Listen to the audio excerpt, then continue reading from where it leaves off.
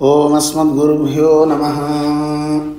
కాశ్యపాన్వయసంజాతం నారాయణపదాశ్రితం శ్రీమన్నారాయణం వందే యతీశ్వరశ్రియాజుషం. కౌశికాన్వయసంజాతం వెంకటార్యతనూభవం వేదాంతాచార్యసచ్చిష్యం ఉడైవర్లుమహం భజే. యో నిత్యమచ్యుతపదాంబుజయుగ్మరుక్మం వ్యామోహతస్తతిధరాణి తృణాయమేనే అస్మద్గురోర్భగవతోస్య దయైకసింధోః రామానుజస్య చరణౌ శరణం ప్రపద్యే. లోకాచార్యాయ గురవే కృష్ణపాదస్య సోనవే సంసారభోగిసుందష్ట జీవజీవాతవే నమః. శ్రీశైలేశదయాపాత్రం దీభక్త్యాదిగుణార్ణవం యతీంద్రప్రవణం వందే ரம்யஜாமாதரம் முனிம். பிள்ளை லோகாச்சாரியர் திருவடிகளே சரணம். பெரிய ஜீயர் திருவடிகளே శరణం. ఓం అస్మద్గురుభ్యో నమః. జై శ్రీమన్నారాయణ. భగవద్బంధులారా, తిరుమంత్ర ప్రకరణంలో మనం నమః పదానికి చేరుకున్నాం. నమః పదం యొక్క విశేషార్థాలు తెలుసుకుంటూ ముందు నకారాన్ని ఎందుకు పెట్టారు నిషేధవాక్యంగా అనే దాన్ని మనం నిన్న తెలుసుకున్నాం. ఎప్పుడైనా సరే మనలో ఏ రకమైన దోషాలు ఉండకూడదు. వదిలిపెట్టాల్సినవి ముందు వదిలిపెట్టేస్తే తర్వాత గ్రహించాల్సింది ఏంటో దాన్ని తెలుసుకోవచ్చును అనేది తెలియజేయడం కోసమని నమః అంటం చేత మా అంటే జీవుడు గనక ఆ జీవుని యొక్క అనే షష్ఠీ విభక్తి తెలుస్తుంది. అంటే నాకు నేను ఉపకరించేవాడిని అనేదాన్ని నిషేధిస్తుంది. కాదు అని, నాకు నేను చెందినవాడిని నా కాదు, మహా నా, దానే నమః. ముందు నిషేధవాక్యం చెప్పి తర్వాత ఏది నిషేధించబడాలో దాన్ని తెలియజేశారు. ఎందుకంటే ఈ నమః పదం ఓంకారంలోని అకార ఉకార మకారాల్లో మధ్యలో ఉండే ఉకారాన్ని వివరిస్తుంది అని తెలుసుకున్నాం. ఉకారం భగవంతునికే చెందిన వాళ్ళం అని చెప్తుంది. అలా భగవంతునికే చెందిన మనం ఇతరులకి చెందిన వాళ్ళం కాము. దానికంటే ఇంకోటి ఏమిటో తెలుసా? ఒకవేళ ఇతరుల ఎవరికైనా సరే నేను దాసుడిని అనిపిస్తే పరమాత్మ యొక్క జగత్కారణత్వాన్ని, ఆయనలో ఉండే సౌలభ్యాది గుణాలను చూపించి, ఒరే ఇంతకంటే గొప్ప రక్షకుడు ఎవరన్నా ఉన్నారా నాయన అని మనం చూపించి వాడిని దిద్దుబాటు చేయొచ్చుట. కానీ నేను ఎవరికీ దాసుడిని కాను, నాకు నేనే అనుకున్నవాడిని ఎలా మనం మరల్చగలుగుతాం? వాడిని ఎలా దిద్దుబాటు చేయగలుగుతాం? అందుకని ఇతరులకి దాసత్వం చేసేవాడిని, దాసత్వం అనే గుణం ఎలా ఉంది కనుక వాడిని ఎలా అయినా మరల్చవచ్చు. కానీ అసలు నేను దాసుడినే కాదు పో అనేవాడిని ఎలా మరల్చాలి మనం? సాక్షాత్తు భగవంతుడే తాను ప్రమాణం చేసిన ఒక శ్లోకాన్ని పరాశర భట్టర్ వారు నిరూపించారు. ఎందుకు పరమాత్మ ఇలా అభిషేకాలు స్వీకరిస్తున్నాడు, ఎందుకు ఇలా పసుపు పెట్టుకుంటున్నాడు, మెడలో తులసిమాల వేసుకుని తడిబట్టలతో అలా ఉండి ఆ తర్వాత తాను ఎందుకు ఆ సహస్ర ఘట తీర్థాన్ని స్వీకరిస్తున్నాడు అంటే కారణం ఇదే. ప్రమాణం చేస్తున్నాడు, మీ అందరినీ రక్షించేవాడిని నేనే సుమా అని తెలియజేస్తున్నాడు అనమాట. దానికోసమే ఇందులో మనకి తెలియజేస్తూ ఒక శ్లోకాన్ని కూడా చెప్పారు. త్వమ్మే హమ్మే కుతస్తదపి కుత ఇదం వేదమూల ప్రమాణాత్ అంటూ మనం దాన్ని శ్రవణం చేశాం. పరమాత్మ ఏ రకంగా వాదన చేసినా వాడు మాట వినకపోతే వెంటనే ఆయన ఇలా ప్రమాణం చేస్తున్నట్టు కనపడ్డాడు అని. అలాంటి గొప్ప స్థితి మనకి కలగకూడదు. ఏది? నాకు నేనే అనేదాన్ని నిషేధించాలి. ఆ నిషేధించడం కోసం ఈ నమఃపదంలో ముందు నకారాన్ని పెట్టారు. ఈ నమస్సాల్ సీగిర అంశం తానేదన్నా అరుడు చేగిరారు. ఏమంటే ఈ నమఃపదం ఏం చేస్తుందండి ముందు తెలియజేయండి అంటే, ఇత్తాల్ విరోధి ఐకశక్తిరదు. ఈ నమఃపదం ఏం చేస్తుందంటే విరోధులన్నిటినీ తొలగిస్తుంది. ఆ విరోధుల ఎవరు అసలు? ఆ విరోధులు విరోధి అంటూ ఉంటాం కదా. విరోధి అంటే అడ్డు పెట్టేవాడు అని అర్థం అండి, అడ్డు అని అర్థం. లోకంలో మనం చాలామందిని ఇగో వీడే నాకు పని కాకుండా చెడగొడుతున్నాడు అని అంటూ ఉంటాం. నిజానికి వాళ్ళు ఎవ్వరూ విరోధులు కాదు. ఒక మనిషికి ఒక పని అవ్వకపోవడానికి గల కారణాలు అవతల వ్యక్తులు కారు, మనమే. మనం చేసుకున్న కర్మకు తగ్గట్టుగానే ఆ పూర్వజన్మలో చేసిన కర్మలు ఇప్పుడు మనకి అడ్డవుతూ ఉంటాయి. మన దగ్గర ధనం ఉంటుంది, వ్యక్తులు ఉంటారు, కానీ పనులు అవ్వవు. ఏమిటో తెలియదు ఆటంకం. అలా అడ్డులు రావడానికి గల కారణం పాపములు అంటారు.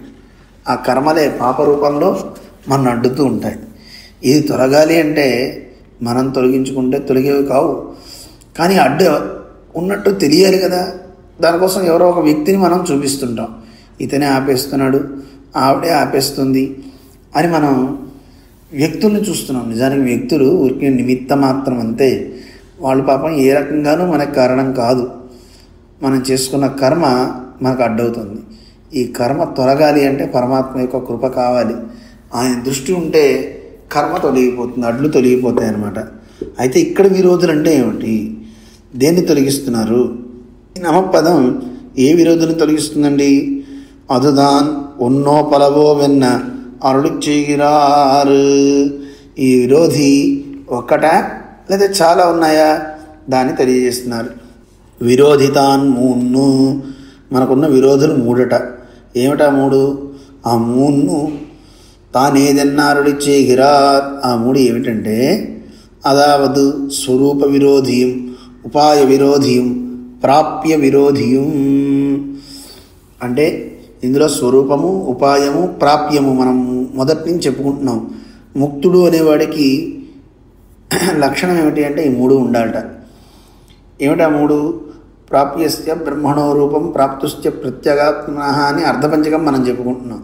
అలా కాకుండా మూడు రహస్యాలు వాడు తెలుసుకోవాలి అని చెప్పాం. ఆ రహస్యాలలో మొట్టమొదటిది స్వరూపం, తర్వాత ఉపాయం, మూడోది ఫలము. ఈ మూడు రహస్యాలు తెలిస్తే ఏదన్యత్ నకించన, దీనికంటే వాడికి ఇంకోటి ఏమీ అవసరం లేదండి, ఈ మూడు రహస్యాలు తెలిస్తే చాలు అన్నారు.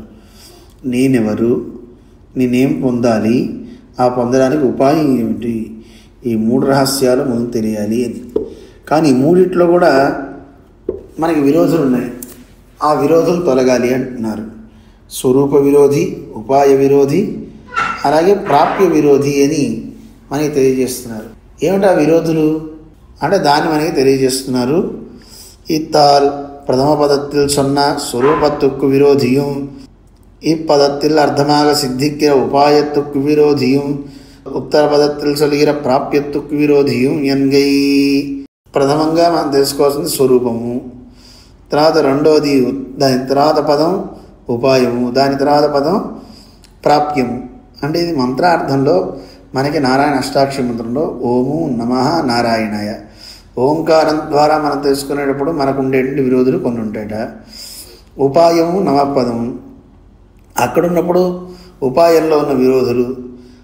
అలాగే ప్రాప్యం నారాయణాయ, ఆ నారాయణాయలో ఆ పదం దగ్గర ఉండదు, కానీ అక్కడ ఆ పదం మనకి విరోధులను తొలగిస్తుంది. ఏం తొలగిస్తుందో ఏ విరోధులు ఉన్నాయి దాన్ని తెలియజేస్తున్నారు. ఈ నమపదం స్వరూపంలో ఉండే విరోధిని, ఉపాయంలో ఉండే విరోధిని, నారాయణాయ అనే దాని దగ్గర అంటే జీవుడికి ఉండే స్వరూపం ఏమిటో తెలియజేస్తున్నారు ఓంకారం ద్వారా.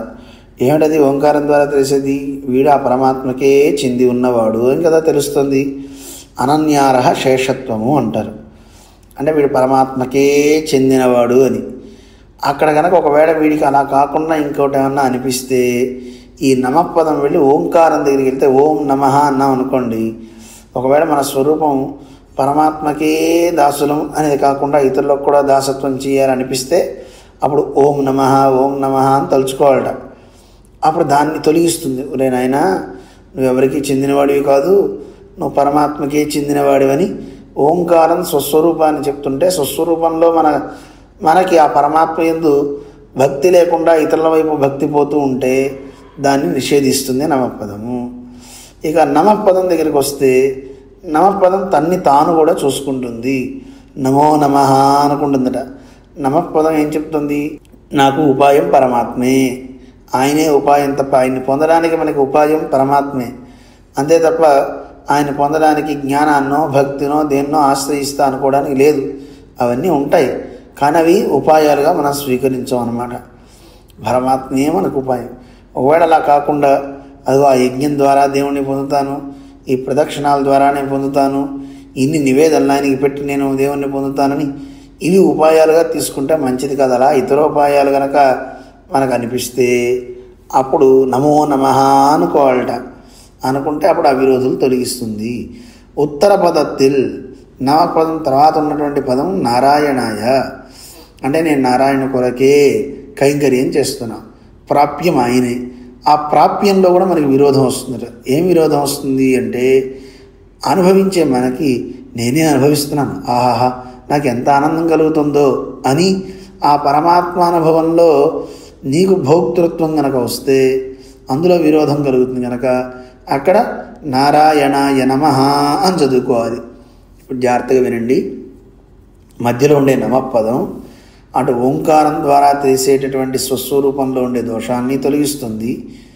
అలాగే ఉత్తర పదంలో ఉన్నటువంటి నారాయణాయ అనే దానివల్ల మనకి ప్రాప్యం పరమాత్మ కనుక ఆ ప్రాప్యాన్ని అనుభవించేటప్పుడు నేను అనుభవిస్తున్నాను అనేటువంటి భోక్తృత్వం కనుక కలిగితే దాంట్లో ఉండే దోషాన్ని తొలగిస్తుంది. నామపదం చేత ఉపాయం చెప్తారు కనుక ఆ ఉపాయంలో ఉండేటటువంటి ఇతర ఉపాయాన్ని నేను స్వీకరిస్తాననిపిస్తే దాంట్లో ఉన్న దోషాన్ని నమపదం తొలగిస్తుంది. అందుకే ఈ మధ్యలో ఉండే నమపదం காக்காட்சிஞாயத்தால் பூர்வோத்தர பதங்களில் சொல்லுகிற ஸ்வரூப பிராப்பியங்களுடைய விரோதிகளை కజిక్క కడవదాయిరే ఇరుప్పదు. కాకాక్షి న్యాయం అంటారు. అంటే ఒక కాకి తనకి ఉండేది ఒక కన్నే, కానీ రెండు పక్కల గోళాలు ఉన్న ఆ రెండు పక్కల కళ్ళున్న ఆ గోళాన్ని ఇటు అటు తిప్పుతూ ఉంటుందట. ఆ ఒక కన్ను ద్వారా ఆ ఒక గుడ్డు ద్వారానే చూసినట్లుగా ఈ నమపదం కూడా తన్ని తాను చూసుకుంటూ ఉంటుంది. ముందున్న ఓంకారాన్ని చూస్తుంది, తర్వాత ఉన్న నారాయణ పదాన్ని చూస్తుంది. అదే ఓం నమః, నమో నమః, నారాయణాయ నమః. ఇది జాగ్రత్తగా గుర్తుపెట్టుకోండి. స్వరూపము, ఉపాయము, ఫలము ఒక్కొక్కటి ఒక్కొక్క పదం ద్వారా మనకి తెలుస్తున్నాయి. ఓంకారం ద్వారా జీవుడి స్వరూపం తెలుస్తుంది. ఏమిటి జీవుడి స్వరూపము? ఆ ఊ మా కలిపితే ఓంకారమైంది. ఆ అంటే పరమాత్మ, మా అంటే మనందరం జీవులం. మధ్యలో ఉండే ఊ ఈ మా అనేవాడు పరమాత్మకే చెందినవాడని చెప్తుంది. అందువల్ల జీవుడి స్వరూపం ఏం చెప్తుంది? జీవుడి స్వరూపం పరమాత్మకే దాసులం. దాసభూతా స్వతః సర్వే ఆత్మానః పరమాత్మనః నాణ్యథా లక్షణం తేషాం బంధే మోక్షే తథైవచ. మనం ఈ బంధంలో ఉన్నప్పుడైనా సరే, ఈ సంసార బంధం నుంచి మనం మోక్షానికి వెళ్ళిన తర్వాత అయినా సరే, ఈ జీవాత్మ ఎప్పుడూ భగవంతునికి దాసత్వమే స్వరూపంగా కలిగి ఉంటుంది. అంతే తప్ప అక్కడికి వెళ్ళాక నేను దాస్యం చేయక్కర్లేదు, నేనే యజమానిని అనుకోవడానికి లేదు. అందువల్ల ఇక్కడ మనకి ఓంకారం ద్వారా జీవుడి స్వరూపం తెలుస్తుంది. ఏమిటి జీవుడి స్వరూపం? శేషత్వమే ఆత్మ ఒక్క స్వరూపం. శేషత్వమే మన స్వరూపం అన్నమాట, ఆత్మస్వరూపము. ఒకవేళ ఆత్మస్వరూపం దెబ్బతింది అనుకోండి, నేను ఇతరులకు కూడా దాసుని అనిపించింది అనుకోండి, అప్పుడు ఓంకారంతో పాటు నమపదాన్ని కూడా తలుచుకోవాలి. ఓం నమః, ఓం నమః అనుకుంటే మనకు ఆ స్వరూపంలో ఉండే విరోధులు తొలగి మన స్వస్వరూపం వృద్ధి చెందుతుంది. ఇంకా పరమాత్మకి దాసత్వం చేయగలుగుతాము. అలాగే నమపదం, ఈ నమపదాన్ని ఇప్పుడు మనం వివరిస్తున్నాం. నమో నమః అంటున్నారు. నమపదం అంటే ఉపాయాన్ని చెప్తుంది. నాయన, నువ్వు ఇతరులకి చెందినవాడివి కాదు, నీకు నువ్వు చెందినవాడివి కాదు, నీదేది లేదు, నువ్వు పరమాత్మకి దాసుడివే కదా. అందువల్ల నీ రక్షణకి నువ్వు బాధ్యుడివి కావు. అందువల్ల నీ రక్షణ కోసం ఇతర ఉపాయాలను నువ్వు స్వీకరించకు అని చెప్తుంది నమపదం. ఒకవేళ అలా ఏదైనా ఉపాయం స్వీకరిద్దాము అనుకుంటే దాన్ని తొలగిస్తుందన్నమాట నమపదం. ఇక మూడవది నారాయణాయ, ఫలస్వరూపము. ఆ ఫలస్వరూపం మనకి భగవంతుడే తప్ప ఇతరమైనవి కావు. సరే, ఫలం ఆయనే అయినప్పుడు ఆ ఫలాన్ని అనుభవించేటప్పుడు ఒక దోషం మనలో వస్తుందట. ఏమిటా దోషం? భోక్తృత్వము అంటారు. నేనే అనుభవిస్తున్నా, నేనే చేస్తున్నా. ఇది ఎలా అంటే, మన ఇంట్లో మంచి పూజా కార్యక్రమం పెట్టుకుని పూజ చేస్తున్నప్పుడు అందరూ వచ్చారనుకోండి, అందరికీ మనం చెప్పుకుంటాం, ఏమండి డెకరేషన్ ఎలా ఉందండి, నేనే చేశానండి. అబ్బా నాకు ఎంత ఆనందంగా ఉందనుకున్నారండి, ఇంత బాగా చేసుకుంటే, దేవుడికి ఇన్ని నివేదన పెడితే నాకు ఆనందం అండి, ఎంత ఆనందంగా ఉందో, ఇన్ని పుష్పాలతో అర్చన చేశానండి అని అన్నామా, పరమాత్మకి లభించాల్సిన ఆనందాన్ని నువ్వు దొంగిలిస్తున్నావు అని అర్థము. మరి ఏమనాలండి? ఇంత బాగా అలంకారం చేసుకున్నప్పుడు బాగుందా, నచ్చు కదా అనకూడదు. ఏమనాలి మరి? పెరుమాళ్ళు బాగా ఆనందిస్తున్నాడండి, ఎంత బాగా అలంకారం చేయించుకున్నాడండి, ఎంత బాగా నివేదనలు పెట్టించుకున్నాడండి అనే పదం కొంచెం మారిస్తే చాలు. భోక్తృత్వం ఆయన మీద పెట్టాలి తప్ప మన మీద పెట్టకూడదు. కర్తృత్వము ఆయనే, చేసేవాడు ఆయనే, చేయించేవాడు ఆయనే, అనుభవించేవాడు ఆయనే. అందువల్ల భోక్త ఎవరు? పరమాత్మ.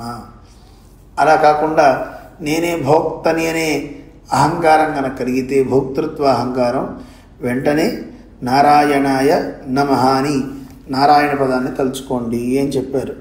ఇలా విరోధాన్ని తొలగించే పద్ధతిని మనకి తెలియజేశారన్నమాట. ఈ విరోధిత్రయము కజిక్కయ్యావదు తానేదన్నా. ఏమంటే ఈ విరోధులు మూడింటిని తొలగించడం ఎలా పోతాయండి? పోవడం అంటే ఏమిటి? అది తన్నై అడయవే అరుళిచ్చీగిరార్ మేల్ మున్ను వాక్యత్తాలే. 3 వాక్యాలను తెలియజేస్తున్నారండి. క్రమంగా ఆ 3 వాక్యాలలో ఎలా తొలుగుతాయో తెలియజేస్తున్నారు. స్వరూప విరోధి కజిగయ్యావదు. స్వరూప విరోధి తొలగడం అంటే యానేని ఎన్నుడై మయ్యం నీ ఎన్నిరుక్కై. మన ఆళ్వార్లు పాడారు. ఆ నమ్మాళ్వార్లు పాడినటువంటి పాసురాన్ని మనకి చూపిస్తున్నారు. అంటే నేను కానీ, నాకు సంబంధించినవి కానీ అన్నీ నీవే అంటాం. స్వరూప విరోధి తొలగడము. అంతే తప్ప నేను నాకే చెందినవాడిని, నావన్నీ కూడా ఇవి నావే అంటే నేను నాది అనేవి 2 ప్రమాదం సుమా. అందువల్ల ఈ 2 తొలగాలంటే నీది అనాలి తప్ప నాది అనకూడదు. అన్నీ నీవే, నాదేది లేదు అని చెప్పాలి. దాన్ని మనకి చూపిస్తున్నారు.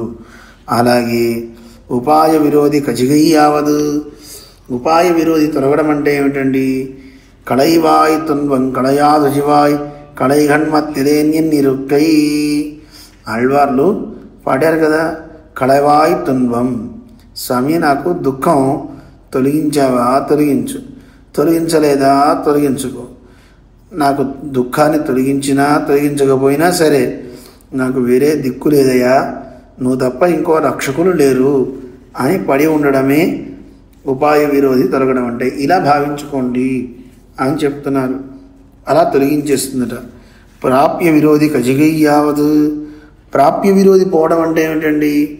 ప్రాప్య విరోధి పోవడం అంటే మత్తైనం కామంగల్ మాత్తెన్నిరుక్కై అని ఆండాళ్ళ తల్లి చెప్పింది.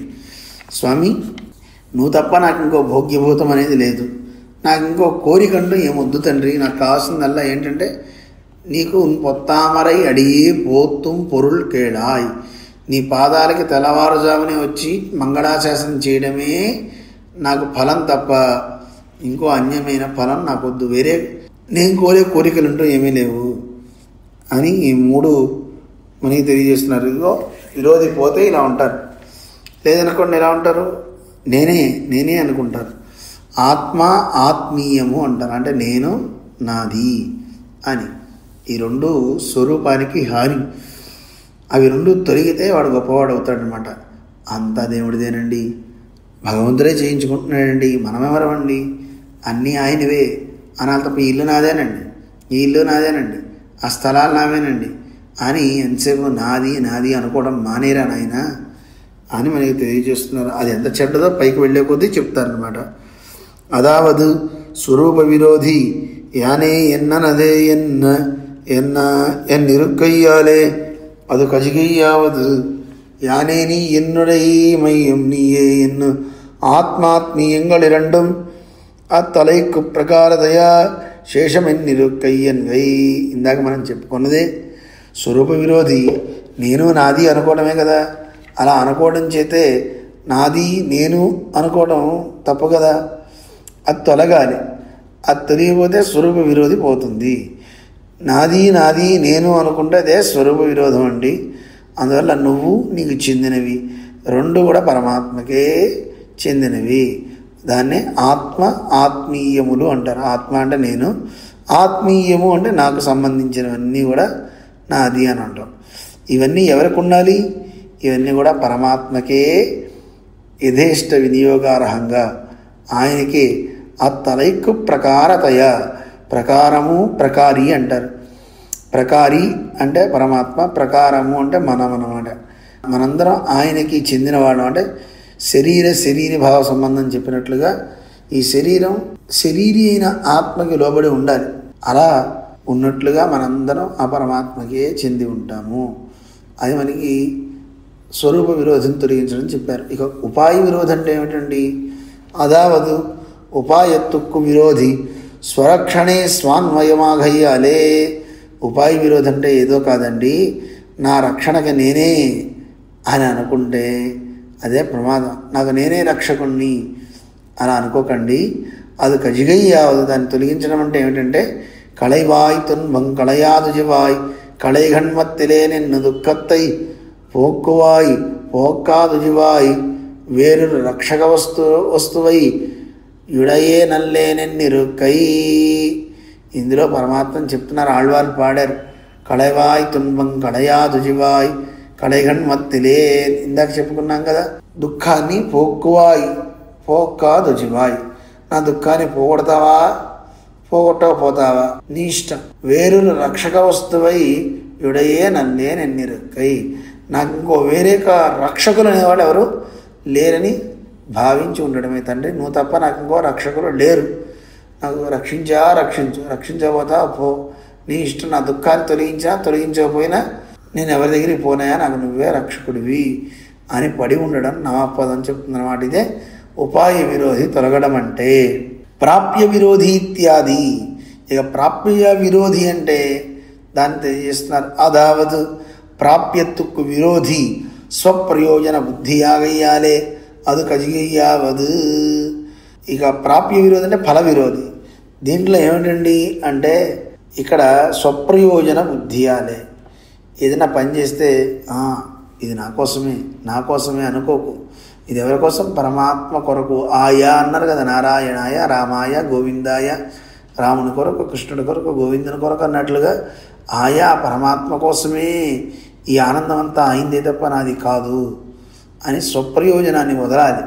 స్వప్రయోజనం ఉంది అంటే అప్పుడు అక్కడ విరోధి వచ్చేస్తుంది. అందులో అది పోవాలి అంటే ఏమిటి? మత్తైనంకామంగళ్ మాత్తు ఎన్ను ఉగప్పుక్కు పురంబాన ఎంగలుడయ ఆశయ్యి పోక్కుమెన్నిరుకై. అంటే ఏదైనా ఒక సంతోషం వచ్చిందనుకోండి, ఆ సంతోషానికి ఆ హేతు ఎవరు? పరమాత్మే. ఆయనే ఆ సంతోషాన్ని ఆనందాన్ని ఆయనే స్వీకరించాలి. అంతే తప్ప ఆ పరమాత్మ ముఖ వికాసానికి ఆయన ఆనందం కోసమే మనం సేవలు చేయాలి తప్ప మన కోసం కాదు. అందుకే ఆండాళ్ళ తల్లి, స్వామి నీకు మేము చేసేటువంటి ఆంతరంగిక కైంకర్యాలు తప్ప మాకు వేరే ఆశ లేదంటే, ప్రాకృతంగా మేము కోరేటువంటి ఏ వాంఛ మాకు లేదు, ఏ కోరిక మాకు వద్దు అని మత్తైనం కామంగళ్ మాత్తు అని నిర్మోహమాటంగా చెప్పేసింది అనమాట. నీకంటే వేరైన కోరికలు మాకేమీ వద్దు, వాటిని తొలగించి మరేం కావాలి? మేము ఏం కైంకర్యం చేసినా, ఏ సేవ చేసినా స్వామి నీ ముఖ వికాసం కోసమే, నువ్వు ఆనందించడం కోసమే తప్ప మాకు వేరే కైంకర్యం అంటూ వేరే కోరికంటూ ఏమీ లేదు అని తెలియజేశారట. అలా ప్రాప్య విరోధి తొలగడం అంటే ఇదేనండి. అంతే తప్ప నేను చేస్తున్నా ఇది నా కోసం, నా ఆనందం కోసం అని చేసావా ప్రాప్య విరోధి వస్తుంది. అది మంచిది కాదు. ఎందుకంటే అండి ఏదైనా కర్మ చేసేటప్పుడు నేను చేస్తున్నా అంటే కర్తృత్వం మన మీద పడుతుంది. దానివల్ల కర్తృత్వ అహంకారం అంటారు. అది మన మీద వచ్చి పడి మనం అనవసరంగా ఇబ్బందులు పడాలి. అందుకే చేసేటప్పుడు కర్త ఎవరు అని అడిగితే కర్త దైవమే. మరి నువ్వెవరు? నన్ను ఒక ఇన్స్ట్రుమెంట్, అంతే, ఒక ముడి వస్తువుని, ముడి సరుకుని నన్ను వాడుకుంటున్నాడు పరమాత్మ. తను ఓ మంచి పని చేయించడానికి నన్ను ఒక సాధనంగా వాడాడంతే. నేను ఒక కళాన్ని, జీరస్వామి అందంగా చెప్తూ ఉంటారు, కళాన్ని పట్టుకున్నవాడు వాడు ఎలా గీస్తే అది అలా గీస్తే మంచి బొమ్మ వస్తుంది. అలా కాకుండా పెన్నే నా అంతటి నేనే రాస్తా అందనుకోండి, ఏమవుతుంది? పేపర్ పాడైపోతుంది. అంటే అర్థం అది రాయాలి అంటే దానిలోంచి ఇంకు రావాలి కదా. ఇంకు ఊరికి అలా బయటకు వచ్చేసింది అనుకోండి, ఆ పెన్నుని తీసుకెళ్ళి పారేస్తారు.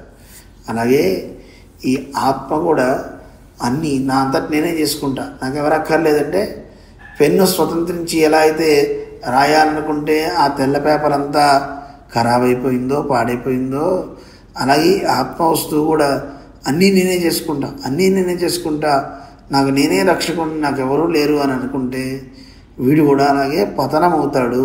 వాడిని తీసుకెళ్ళి పెద్దలంతా పక్కన పడేస్తారు. సంతమేనంతతో విదుహు అంటారు. భగవంతుడికి దాసత్వంతో ఉంటే వాడిని అందరూ అంగీకరిస్తారు, దేవుడు ఉన్నాడు అనుకుంటే. అలా కాదు, నేనే దేవుడు లేడు అనుకుంటే అలాంటి వాడిని అసన్నేవస భవతి, వాడు లేడు అనే పెద్ద అంతా భావిస్తారు, వాడిని ఉన్నవాడుగా కీర్తించరన్నమాట. అందువల్ల భగవద్భక్తి కావాలి. ఆ భగవద్భక్తి కూడా పరమాత్మ యొక్క ముఖ వికాసానికి తోడ్పడాలి తప్ప మన ఆనందం కోసం కాకూడదు. దాన్ని తెలియజేశారు ఇందులో మనకి. అందువల్ల మహాయన్గై స్వరూపనాశనం, ఈ నమపదంలో మహా అంటే ఏమిటో తెలియజేస్తున్నారు. దానికి కొంచెం ముందు ఒక పేరా ఉంది, కూడా చూద్దాం. இப்படி ஸ்வரூப உபாய புருஷார்த்தங்கள் முன்னுக்கும் விரோதியாகிறது.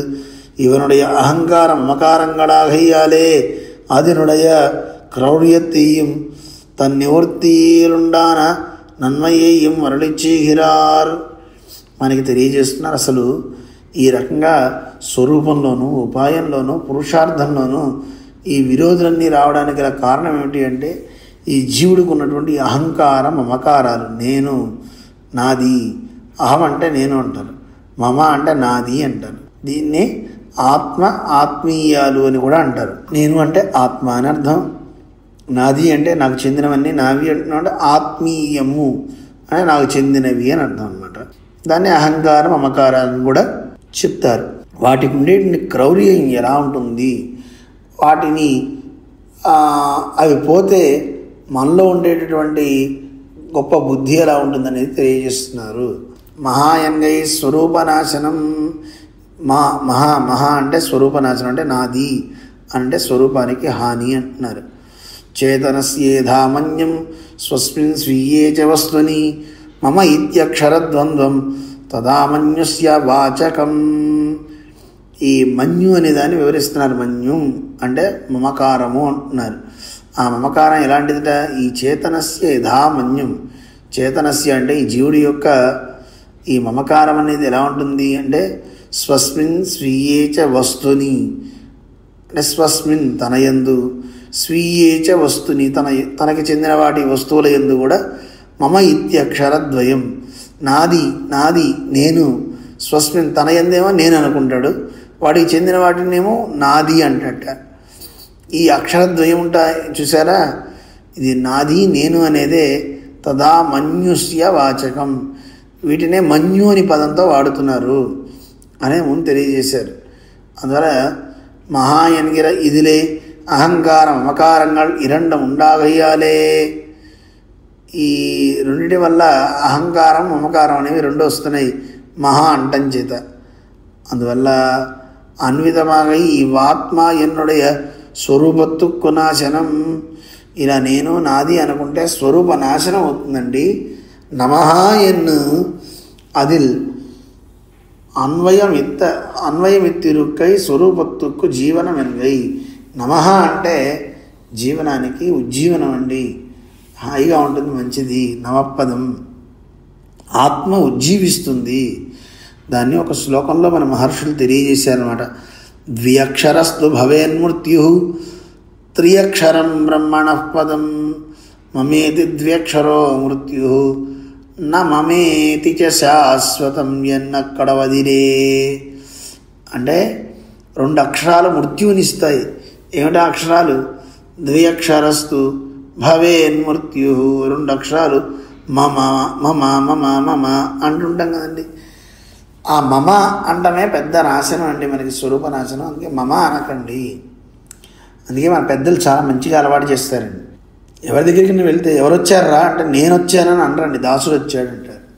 దాసుడు, దాసత్వం అనేది మంచిది తప్ప నేను అనేది ఎక్కడ చెప్పుకోకూడదు. అందుకే పెద్దలు ఎక్కడ ఉపన్యాసాలు చెప్తానే దాసుడు వచ్చాడు, దాసుడు వెళ్ళాడు అని చెప్తుంటారు. దాసత్వాన్నే చెప్పుకుంటారు. అంత గొప్పతనం. అడియేను వచ్చింది, అడియేను వచ్చాడు అని తమని తాము సంబోధించుకుంటారు అన్నమాట. ఈ అడియేన్ అనే పదం కూడా మీ దాసుని అని చెప్పుకోవడం. అయితే ఇది అందరి దగ్గర వెళ్ళి చెప్పుకోకూడదు, గురువుల దగ్గర మాత్రమే చెప్పుకోవాలి. అయితే గురువుని సంబోధించేటప్పుడు అడియేనని పిలుస్తున్నాం, కానీ అడియేన్ అంటే మీ పాదాన్ని అని అర్థం అన్నమాట. అది మీ పాదాన్ని అని చెప్పేటప్పుడు ఎదుటివారిని సంబోధించినట్టు కాదు కదా, ఇది మనల్ని మనం సంబోధించుకుంటున్నట్టు అన్నమాట. అడియేన్ అహోబిల రామానుజ జీయర్ రామానుజ దాసహ అంటున్నాం కదా. అలా ఎవరి పేరు వాళ్ళు చెప్పుకునేటప్పుడు ఇలా రామానుజ దాసహ అని చెప్పుకుంటారు.